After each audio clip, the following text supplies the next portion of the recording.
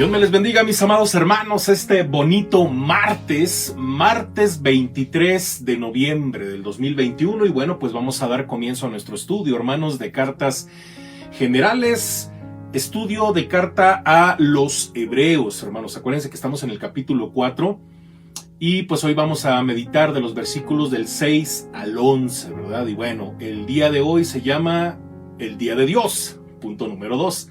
Acuérdense que estuvimos viendo otros temas ya, y bueno, pues vamos bueno, acuérdense que el tema general, hermanos, es la superioridad de Jesús sobre Moisés, que abarca prácticamente pues todo el capítulo 4, y bueno, pues ahorita vamos del 6 al 11. Vamos a orar, hermanos, y que el Señor nos guíe.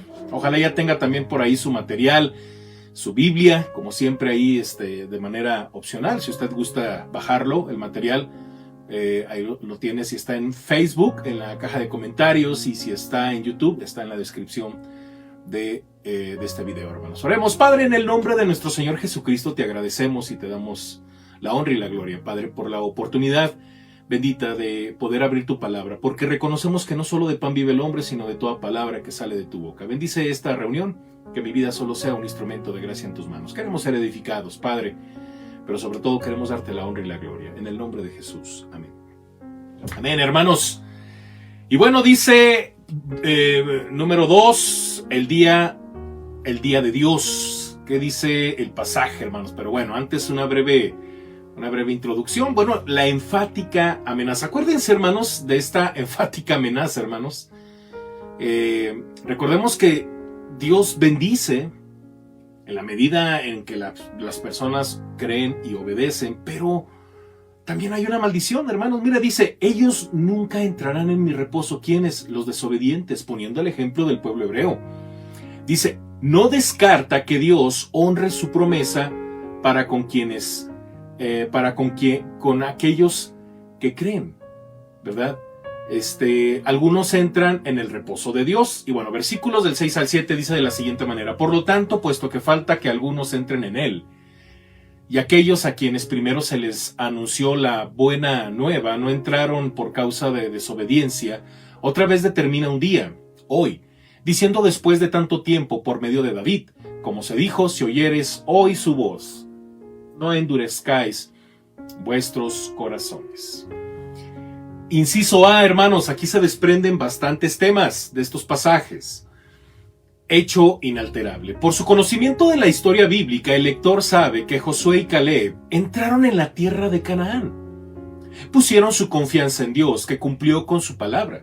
Recibieron el privilegio de entrar en la tierra prometida, puesto que Dios no falta a su palabra. Este hecho sigue siendo cierto a lo largo de las edades y es inalterable. Aquí hay algo bien interesante, hermanos, porque pareciera que nada más recibieron la tierra prometida, ¿verdad? Ese terreno, ese lugar, ese punto en el planeta Tierra, pero finalmente ellos creyeron en Dios. Y ellos recibieron más que una tierra, recibieron, hermanos, la bendición de estar en el paraíso, en la presencia de nuestro Dios. Y bueno, ojo, una cuidadosa lectura, bueno, antes de eso, así el lector de estos versículos es exhortado, el lector de estos versículos es exhortado a entrar al reposo de Dios, puesto que Dios es fiel a su palabra y cumple su promesa. Una cuidadosa lectura del capítulo 4, verso 6, demuestra que el pensamiento que se expresa es algo incompleto. En efecto, la cláusula introductoria, por lo tanto, puesto que falta que algunos entren en él, necesita una observación que la concluya, quizás en forma de una exhortación.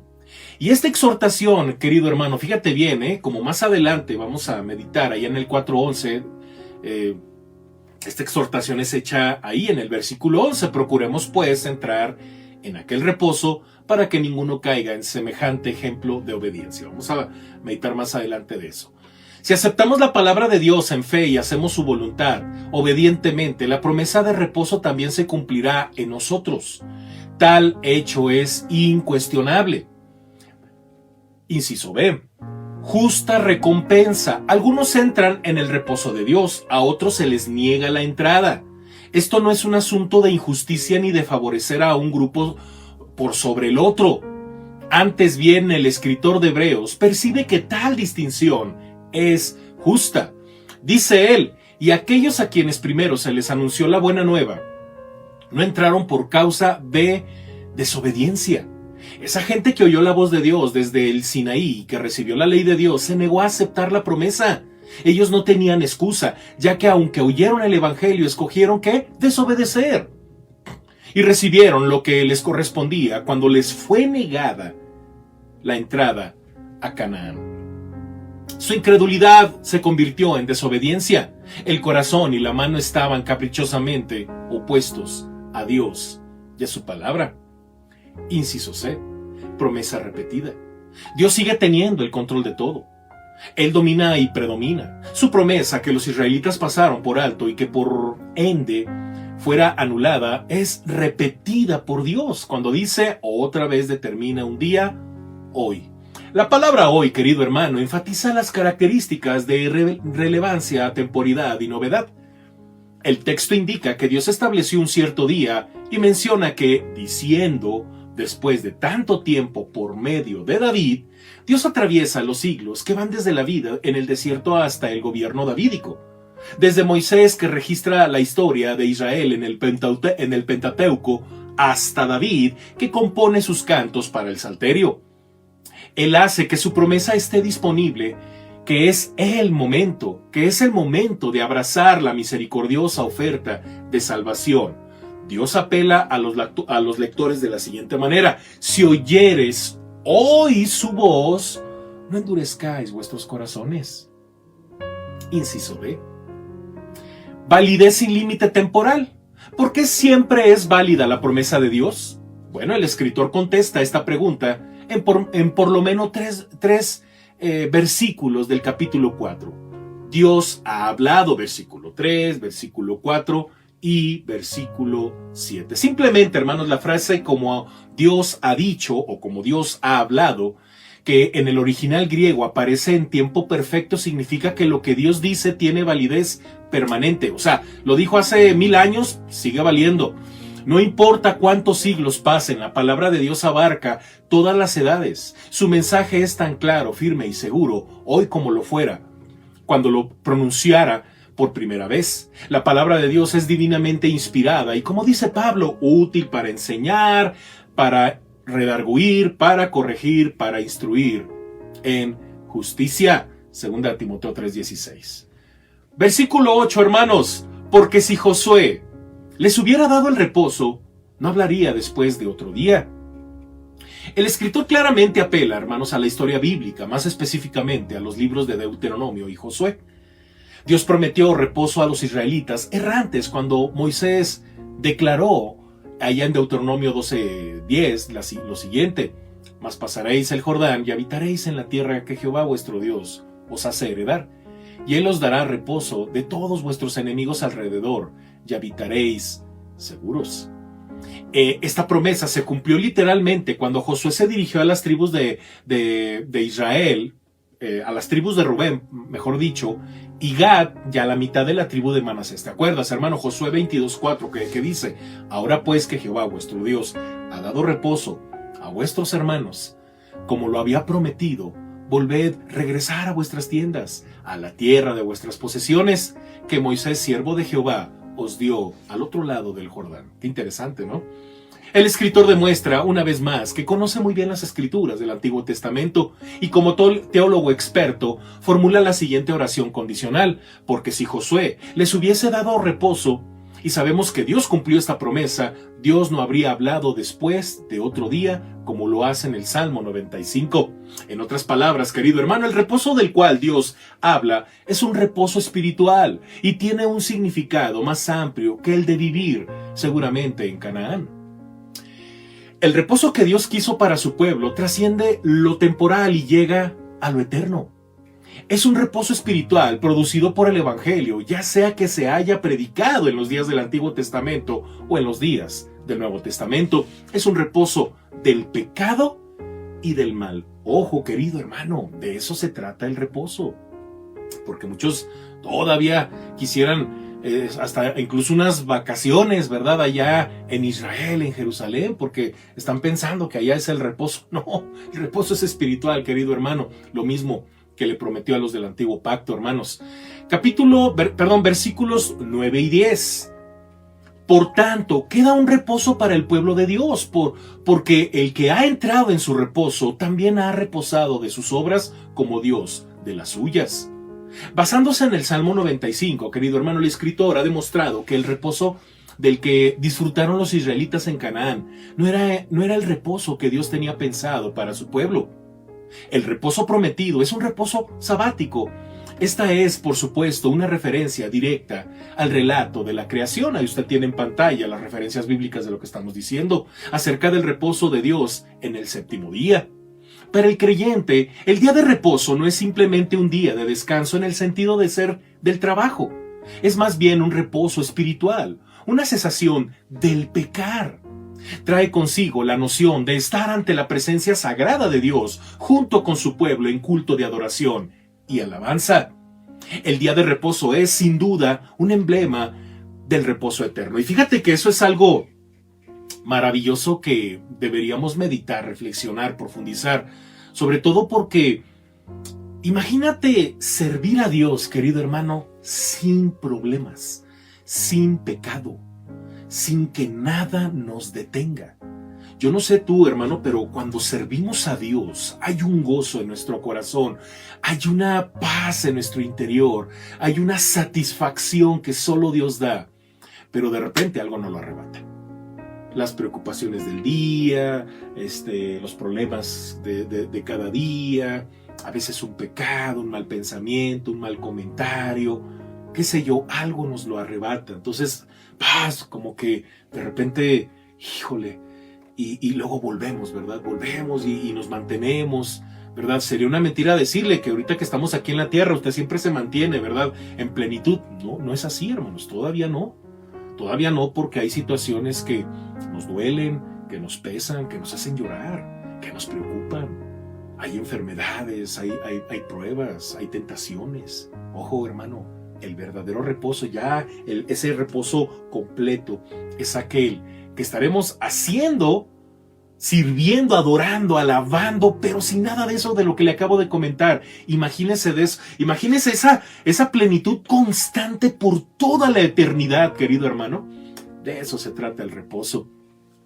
Así es, hermanos. Entonces, el día de reposo, sin duda, un emblema del reposo eterno. Durante nuestro tiempo de vida en la tierra, celebramos el día de reposo y solo en parte nos damos cuenta de lo que hay incluido en el reposo sabático.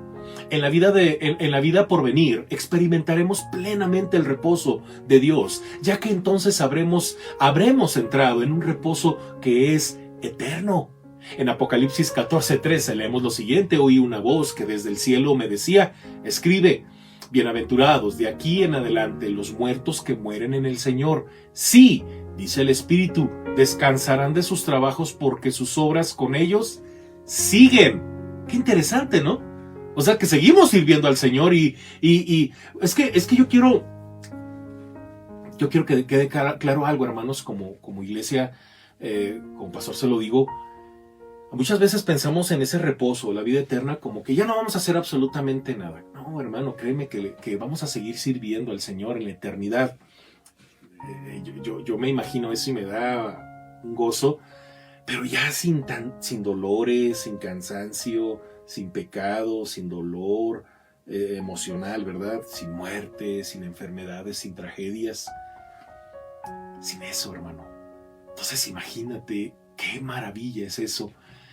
¿Quiénes son entonces los que entran en ese reposo? ¿Solo aquellos que mueren en el Señor? La respuesta es esta: todos aquellos que por fe experimentan felicidad en el Señor por estar unidos a Él. Jesús ora por aquellos que creen en Él, para que todos sean uno como tú, oh Padre, en mí y yo en ti. ¿Te acuerdas? Juan 17:21. En Dios tenemos perfecta paz y reposo. Por eso, querido hermano, revisa tu relación con el Señor. Revisa tu vida cristiana, porque muchas veces ni siquiera nos tomamos un tiempo para orar, para leer la palabra, pues menos para servir.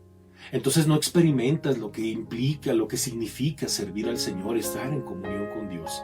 Entonces por eso a veces luego no pensamos ni siquiera en las cosas eternas. Porque pues no hemos experimentado lo que Dios, con la obra de nuestro Señor Jesucristo, preparó para que anduviésemos ahí. Y es un camino de gozo, de paz, de plenitud. Pero obviamente, hermano, aquí está muy limitado por tantas cosas, pero ya cuando estemos en la presencia de Dios será algo inagotable. Entonces, si tú lo experimentas aquí en la tierra, con tu presencia, con la presencia de Dios en tu vida, y te pones a pensar, es que esto es lo que voy a vivir en la eternidad. Esto es lo que voy a vivir constantemente por la eternidad. Y lo buscas y quieres más del Señor, quieres conocer más de esa eternidad, sobre todo de la presencia de Dios. Y un día ya estaremos allá, hermano. Entonces, yo te animo, hermano, a que realmente tengas ese reposo en el Señor. No obstante, el texto indica que todo aquel que entra... todo aquel que entra en el reposo de Dios lo hace solamente una vez. Entra en ese reposo solamente cuando su obra ha terminado.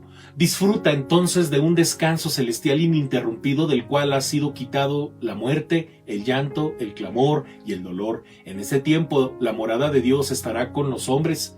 Él vivirá con ellos y será su Dios, porque ellos son su pueblo. Apocalipsis 21:4 dice: enjugará Dios toda lágrima de los ojos de ellos, y ya no habrá muerte, ni habrá más llanto, ni clamor, ni dolor, porque las primeras cosas pasaron. Las primeras cosas pasaron, querido hermano. Sigue lo eterno. Qué hermoso. Versículo 11. Procuremos pues entrar en aquel reposo, para que ninguno caiga en semejante ejemplo de ¿qué? De desobediencia. Como dijimos al principio, Hebreos 4:6 sirve como introducción a capítulo 4, verso 11. Si tomamos la cláusula introductoria, el versículo 11 se leería de la siguiente manera. Dado pues que todavía resta que algunos entren, hagamos por lo tanto todo esfuerzo por entrar a ese reposo, ¿verdad? Entonces, como hacer unión de estos versículos. Inciso A, procuremos pues entrar en aquel reposo. ¿Qué significa esto? Bueno, de ahora en adelante, dice el escritor, esforcémonos por entrar en el reposo de Dios. O sea, esfuérzate, hermano, por estar en la presencia de Dios. O sea, ya se pagó un precio altísimo para poder hacerlo. Esa es la libertad que tenemos en Cristo, que ahora podemos hacerlo. Pero ya tienes la libertad y no la aprovechas, hermano. Eso es bien delicado. Mira, no demos ya por ganado dicho reposo, sino que con esfuerzo luchemos por vivir en armonía con Dios, por hacer su voluntad y por obedecer su ley. Entonces, si ya estamos en el reposo, si ya estamos en la presencia de Dios, esforcémonos por realmente nosotros buscar ese reposo en el Señor, porque ya podemos. Pablo, en su epístola a los Filipenses, formula el mismo pensamiento. Con otras palabras, ocupaos en vuestra salvación con temor y temblor. Da la impresión de quien no se ocupa es porque no sabe de lo que no sabe de lo que se trata el reposo. No sabe de lo que se trata la vida cristiana, no sabe de lo que se trata que Dios esté con nosotros y nosotros en su presencia. Entonces, es bien delicado, hermanos, porque mucha gente cree ser salvo sin serlo. Mucha gente cree ser cristiana sin serlo. Se piensa que ser cristiano, hermanos, es como nada más recibir un poquito de lo que la iglesia prepara, ¿no? Y así como que ya cumplí, ya escuché el devocional, es que ya cumplí, ya escuché al pastor, es que ya cumplí, ya puse alabanzas en mi casa. Oye, espérate, hermano. O sea, el precio que se pagó en la cruz no es solamente para eso, es para que tú tengas una comunión con el Señor, busques su presencia. Por encima de lo que dice el pastor, por encima, busca la presencia de Dios. Porque sí, el siervo de Dios, el pastor, ¿verdad? Los maestros le hablan a toda la congregación en virtud a la visión, a la misión de la iglesia. Y claro, cuestiones ya a lo mejor personales, pero Dios te habla a ti, querido hermano. Busca ese reposo. Organiza tu día, organiza tu día de tal manera que hay un horario de 15, 20 minutos, media hora diaria, que es intocable porque es la cita que tienes con tu Dios. Entonces, yo te invito a que lo hagas de esa forma, hermano. O sea, lo peor que puede pasar, hermano, en tu vida, sobre todo en un día, es que de repente tienes un montón de cosas que hacer que luego ni siquiera las terminas de hacer y por ende pues no le diste tiempo al Señor. Entonces organiza tu día, lo que puedas hacer hazlo y lo que no, pues ponlo en las manos del Señor o organízate de tal forma que a lo mejor en 2-3 días termines un proyecto, qué sé yo, algo, no sé, es un ejemplo, pero nunca dejes fuera al menos 15, 20, 30 minutos estar a solas con el Señor. Ponte de rodillas, ponte a orar. Como dicen en mi tierra, descósete con el Señor. Derrama tu corazón, dice ya en Lamentaciones, derrama tu corazón, ¿no? Entonces, y ya, y lo que sigue, hermano, pero siempre consciente que el Señor está contigo, de que le has puesto todos tus proyectos que quieres hacer, todos tus anhelos, tus preocupaciones, y disfruta de ese reposo, disfrútalo, para que comience a partir de ese punto, si es muy temprano, mejor, ¿verdad? Ese punto de partida de decir, bueno, ya me encomendé al Señor y de aquí en adelante, ¿no? Y ya sé lo que tengo que hacer a tal hora, de tal hora a tal hora, tengo que hacer esto, termino, tengo que ir a por esto otro, y así sucesivamente. Y si necesitas nuevamente volver a la presencia del Señor, hazlo. Jesús lo hacía, ¿verdad? Él constantemente estaba a solas con el Señor. De repente lo querían hacer rey y él se apartó y se fue solo, hermano. Y lo más seguro es que ese retiro que tenía era para estar con el Señor, ¿no? Y muy bien, hermanos, entonces este celo debería ser el sello distintivo de todo creyente y la consigna de toda iglesia.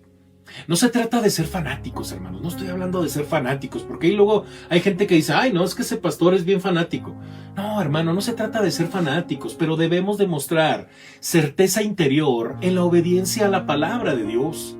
El escritor de Hebreos no cesa de advertir y exhortar a sus lectores. Habla con definitiva seriedad cuando dice más adelante en su carta, en vuestra lucha contra el pecado no habéis resistido todavía hasta el punto del derramamiento de sangre, ¿se acuerda? Hebreos 12:4. Inciso B, para que ninguno caiga. ¿Qué significa esto, hermano? Mire que la palabra clave de esta cláusula del pasaje es el término caiga, el cual es, por supuesto, un recordatorio directo del peregrinar de los israelitas por el desierto, tal cual está registrado en el Pentateuco y en el Salmo 95. Esta gente pecó, y como consecuencia de la maldición de Dios, sus cuerpos cayeron en el desierto. La palabra caer debe ser tomada en un sentido más amplio que el de una mera referencia a la muerte física. Incluye caer y apartarse espiritualmente y quedar, por ende, totalmente en ruinas. Y es que varios cristianos están caídos, están tirados. ¿Por qué? Porque no se ocuparon, porque no se organizaron de tal manera que esa vida organizada, por no decir religiosa, que yo siempre he dicho que ser religioso no es malo, al contrario, contribuye. Si tu religión te lleva a profundizar con Cristo, amén, hermano. Es que es un religioso porque diezma, ofrenda. Es que es un religioso porque ya tiene sus horarios para conectarse, leer la Biblia. Amén. Si eso me permite honrar a Dios, acercarme más a Dios. Es que es bien religioso porque él de 7 a 8 se conecta con el pastor y no hay nada que lo cambie, no hay nada que lo mueva. Amén, eso es ser religioso, qué bueno. Si tu religión te lleva a profundizar más con Cristo, amén. Pero no hay gente que cómo lucha con eso. Yo diría, tú luchas con eso, querido hermano, porque no quieres. No quieres estar con el Señor porque tu carne prevalece más que lo que el Espíritu Santo te está diciendo. Entonces, somete todo pensamiento a la obediencia a Cristo, toda voluntad a la obediencia a Cristo. Organízate. ¿Qué haces a las 7, hermano, si ya terminaste de trabajar? A mí, le voy a decir algo, hermano. Yo tengo hermanos que vienen de trabajar. Yo les digo, mucho cuidado, hermanos. Ellos ponen su celular en el Zoom mientras van manejando, ¿verdad? Digo, traen datos, que ese es otro dato, ¿no? Pero los hermanos, pues le invierten y dicen, hermano, mire, mientras yo voy manejando y voy a la casa, yo lo voy escuchando. Dice, en cuanto llegue, inmediatamente me conecto. Y así lo hacen varios hermanos. No se quieren perder ni un minuto, hermanos. Y eso a mí me da mucho gozo, mucho gusto. Y digo, amén, para gloria de Dios. Pero bueno, si usted dice, es que vengo de trabajar, vengo de manejar y podría hacer eso y no lo hace, bueno, pues ya es cosa de usted. Yo siempre les digo, con mucho cuidado, hermanos, no observe la cámara, nada más póngalo, préndalo como si fuera el radio, ¿verdad? Y es bien padre, hermanos, me encanta ese detalle. Pero hay hermanos que llegan, pero arridos. Hay un hermano que viene desde Santa Fe y llega, pero así como en safe, ¿verdad? A la reunión. Y me encanta porque el hermano al final me dice, pastor, perdóneme porque llegué, y siempre llega bien puntual, bueno, a veces puntual, a veces es un poquito de 10 minutitos retardado. Oiga, hermanos, pero viene del trabajo.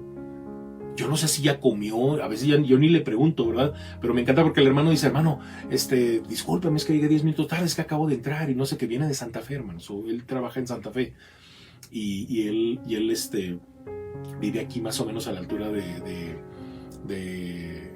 el metro Pino Suárez, por allá. No, Pino Suárez no, otro metro.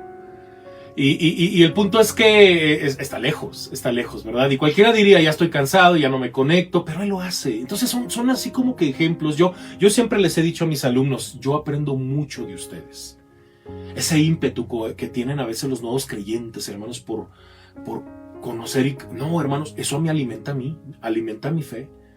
Porque digo, amén. O sea, a veces se le pierde uno ese ímpetu, hermanos, pero si usted evangeliza y se deja enseñar por ellos, porque ellos traen un ímpetu, una pasión, y ahí nos vamos intercambiando, ¿verdad? Un poquito ese ánimo, y de eso se trata, hermano. Yo le invito, en serio,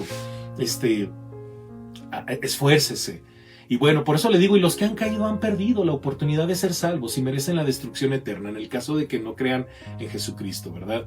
Entonces, como pastor que guarda su rebaño, hermanos, el escritor de Hebreos exhorta a sus lectores a cuidarse espiritualmente unos a otros, subraya la responsabilidad de cada creyente para con los miembros individuales de la iglesia. Ojo, hermanos, ya lo hemos mencionado un montón de veces, no es cosa solamente del pastor, porque luego yo ya ni me entero, ya me entero cuando las personas están a quién sabe cuántos kilómetros, años luz de distancia de la iglesia. Pero había gente que sí ya sabía y que ya veía que se iban, y no sé si estaban esperando a que yo adivinara que esta persona se estaba alejando. No, usted tiene la responsabilidad también, hermano. Eso es parte de la dinámica cristiana. Entonces, nadie de la comunidad cristiana, hermanos, debe ser desatendido de modo tal que librado a sus propios recursos caiga, ¿verdad? Y ahí tiene usted unas referencias bíblicas de esto que estoy diciendo. Inciso C, en semejante ejemplo de desobediencia, los israelitas, hermanos desobedientes que perecieron en el desierto, se transformaron en un ejemplo para sus descendientes. Llegaron a ser una lección objetiva de cómo no vivir ante la presencia de Dios. Los padres les enseñarían a sus hijos cuáles fueron las consecuencias de la desobediencia para los israelitas rebeldes en su viaje hacia la tierra de Canaán, y les advertirían de no seguir su ejemplo, ¿verdad? Entonces yo por ahí antes le comentaba que Pablo igual opone algunos ejemplos que ocurrieron en el desierto, ahí en la primera carta a los Corintios, si mal no recuerdo, es el capítulo 10, ¿verdad? Entonces, qué interesante, ¿no? Ok, ya vamos a terminar, hermanos, porque mire que en forma implícita el escritor de Hebreos le está diciendo a sus lectores, si alguno de ustedes cae siguiendo el ejemplo de los israelitas en el desierto, él mismo se transformará en un ejemplo para sus contemporáneos, y cada cual tomará su fracaso como advertencia para no cometer el mismo error. ¿Cuántas veces no se cometen estos mismos errores, hermano? Así hayan pasado 3,000 años, 2,000 años, 1,000 años. Así la semana pasada alguien haya caído. Bueno, algo tenemos que aprender, ¿verdad? Claro que hay que restaurarlo, no estamos hablando de eso, pero ¿cuántas veces nos sirve de ejemplo, hermanos? Como decimos por ahí, aprendemos en cabeza ajena. Cuando alguien cae, ¿por qué cayó? ¿Por qué cayó, hermanos? La gente no cae de la noche a la mañana, hermanos. No cae de la noche a la mañana. Es un proceso, hermanos, en el que nos podrán engañar a todos. Hay mucha gente, ¿verdad?, que de repente la vemos, ahí la vemos. Pero de repente su corazón ya se alejó del Señor desde hace tiempo. Entonces hace lo que tiene que hacer porque dice, no, pues voy a cumplir, y ya después que termine y entregue el ministerio, me voy. Así hay gente, ¿eh? Pero hay gente que ni siquiera llega a ese punto, ¿verdad? Simplemente se desaparece, se empiezan a alejar. Pero no es de la noche a la mañana, hermano, es un proceso. Es un proceso mediante el cual esa persona no hizo lo que solamente esa persona podía hacer. Hay gente que está esperando, ¿verdad?, a que el pastor o alguien más haga lo que a él le corresponde. Yo no puedo orar por ti si tú no oras, querido hermano. Lo que yo leo en la palabra, pues lo leo para mí. Eso te toca a ti. Yo no voy en representación tuya a la iglesia. Tú debes de ir a tu congregación. Entonces hay cosas que nos tocan, querido hermano. Entonces si tú no las haces, nadie las va a hacer. Cada quien lo hace lo que le toca. Y si tu corazón está desconectado de Dios, eso tarde que temprano va a salir a la luz. Ok, entonces decíamos, ¿verdad?, que si alguno de ustedes cae siguiendo el mal ejemplo, sirve como ejemplo para los contemporáneos, ¿no? En vez de ello, hermanos, el lector debe hacer todo lo que está en su mano para caminar por el sendero de la obediencia y para exhortar a su hermano y hermana en el Señor a hacer lo mismo. La incredulidad, querido hermano, lleva a la desobediencia premeditada, lo que resulta de una incapacidad de llegar al arrepentimiento. ¿Y cuál es la conclusión? Bueno, la respuesta es directa y al punto: condenación eterna. Por consiguiente, dice el escritor, hagamos todo esfuerzo por entrar en el reposo de Dios. Oremos, hermano. Padre, gracias, Dios, por tu palabra. Gracias por estas enseñanzas que a la luz de estas líneas inspiradas por ti, hablas a lo más profundo de nuestro corazón. Padre bendito, danos la fuerza, ayúdanos en nuestra fe. Ayúdanos a seguir creciendo en la fe y sobre todo a ser obedientes, a vivir de tal forma, Padre bendito, que no haya, de tal manera que le demos un tiempo a estar contigo, Padre bendito. Que busquemos tu presencia, que busquemos tu palabra, la oración, la comunión con tu amada iglesia. Queremos seguir creciendo en ti, Padre, y queremos seguir siendo obedientes. Ayúdanos. Ayúdanos, Padre, porque tal parece que hay quienes no se han esforzado, porque seguramente no han creído. Pero nosotros nos esforzamos, Padre, porque creemos y nos has dado reposo a través de Jesucristo. Tu presencia es nuestro reposo. Gracias, bendito Dios, por esta bendición, por esta gran enseñanza que viene de tu palabra. Bendice a tu amada iglesia y a todo corazón que se expuso a esta enseñanza. Que en todo tú siempre seas glorificado y exaltado, Padre, en el nombre de Jesús. Amén. Amén, querido hermano, Dios te bendiga. Y bueno, te invito el día de mañana, si Dios nos lo permite, al punto de las 7 de la noche, a nuestro estudio de principios bautistas. Acuérdense que es miércoles de capacitación. Mañana, primero Dios, damos comienzo al principio político. Al principio político, vamos a hablar mucho al respecto, hermanos. Es un principio muy importante, hermanos, sobre todo en nuestra dinámica civil, ¿verdad? ¿Cuál es nuestro papel como iglesia en relación a las cuestiones políticas y todo lo que implica a la sociedad?